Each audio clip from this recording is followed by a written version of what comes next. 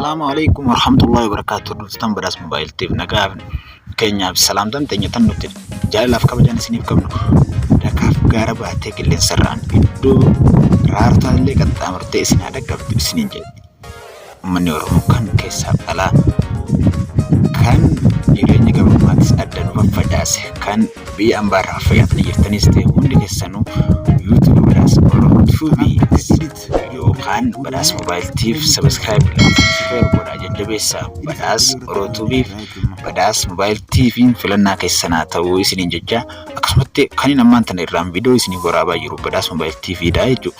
Kanaaf subscribe like share godhaan jajjabeessan isiniin jaawrotii gaggaalii akkasumatti irraas barnoota akka qabatan isiniin dhufe akkuma beekamu barnoonni fayya kan fuulduraan dhufu wal caalaa deema kan amma dura caalaa deema malee laaffachaan deema akkasumatti iyyuu isin jabeessitan jabaachaan deema.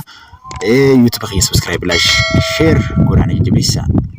Afeerraati yaa ta'u akkasumatti YouTube badhaas mobile TV leen subscribe godhuudhaan hin dagatinaa filannaa keessan akka ta'uun isiniif dhaamaa jechuudha. Yeroo osoo hin gubinitti asumaan gama barnootaatti dabarraa na waliin turtii gaarii arras barnoonni aan isiniif jedhu dhufe akkuma beekamu barnoota addaa ta'e jechuudha. Barnoonni kun maali kan jettaniif barnoota how to remove background akkuma beekamu how to remove background akkaataa itti background suuraa duuba keessanii jirtan application tokko osoo fayyadamin application qabuu keessan irraa qabdanii jechuudha. Kanaaf viidiyoo teessan akka addaatti yookaan footoo teessan akka addaatti hordofuu dandeessan karaa gabaabaadhaan isin garsiisaa na waliin turtii gaarii.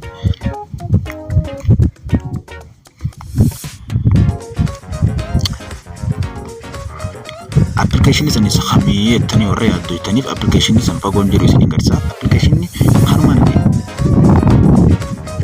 mallattoo geengoo itti godhe kanaa jechuudha. Application kan mallattoo geengoo itti godhe yookaan akka isiniif galuuf hin jee mallattoo xiyyaa isiniif itti godha. Mallattoo xiyyaa isiniif itti godhe kana applicationaan mallattoo xiyyaa isiniif itti godhu kanaa jechuudha. Application kamii warra eeggatanii na gaafataniif applicationaan xiyyaa isiniif itti godhu xiyyaa sirriitti argaa jirtan. Application kanaan xiyyaa isiniif itti godhe kanaa jechuudha. Kanaan xiyyaa isiniif itti godhe isa kanaa jechuudha. Isa kana Chrome yama yoo kan beektan ta'e Chrome kanaan akkamitti suuraa teenya duuba qulqulleessuu dandeenya kan jettaniif seenetiin isin garsiisana waliin turtii gaarii. Akkanumatti dhufnee iddoo natti yeroo jiru kana isaan gachuu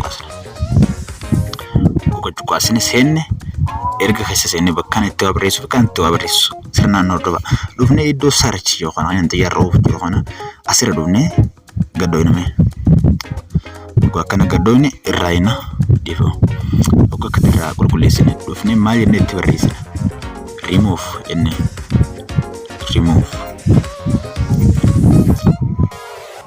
jettanii gotti barreessitan akkatti isin bitee jira remove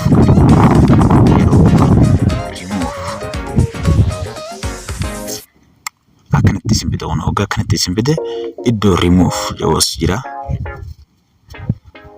ono akkuma argitan asitti argaa jirtan iddoo wanti yeroo oofaa jiru kan upload image suuraa qulqulleessuu barbaachisu barbaachisa jedha.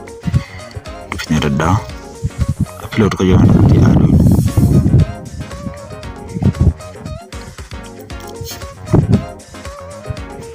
qulqulleessitanii isin garsiisaa jechuudha.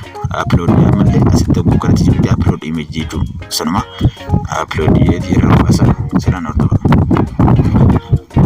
Kan akkatti ol baasee booda suuraa tokkoon filadhaa. Suuraa tokko filadheen isin garsiisaa. Sirnaan hordofa.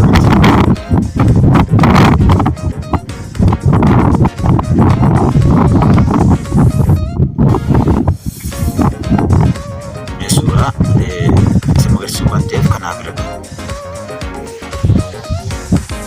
Doon.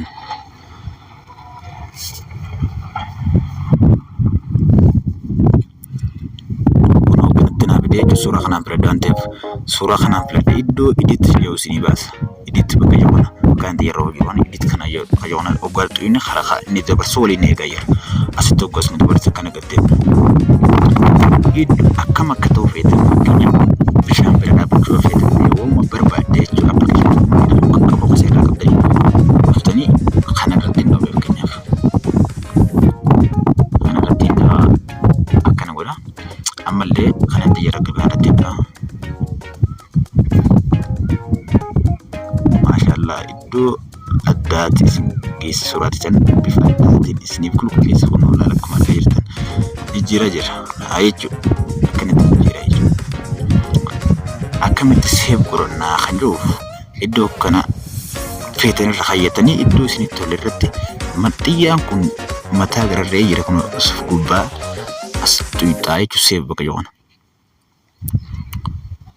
Seef bakka joona hoggaa tuyne kun akkamitti dabarsa. Hoggaa kan dabarse share image sana share godhuu barbaadde sira share godhuu barbaadde Facebook irratti barbaadde waan fedhe irratti download image suuraa teetan qabdu asitti akkasii ta'uu barbaadde immoo as tuyxaa jechuudha iddoo nan xiyyaarra oofaa jiru kana download image. خلاص هنقبل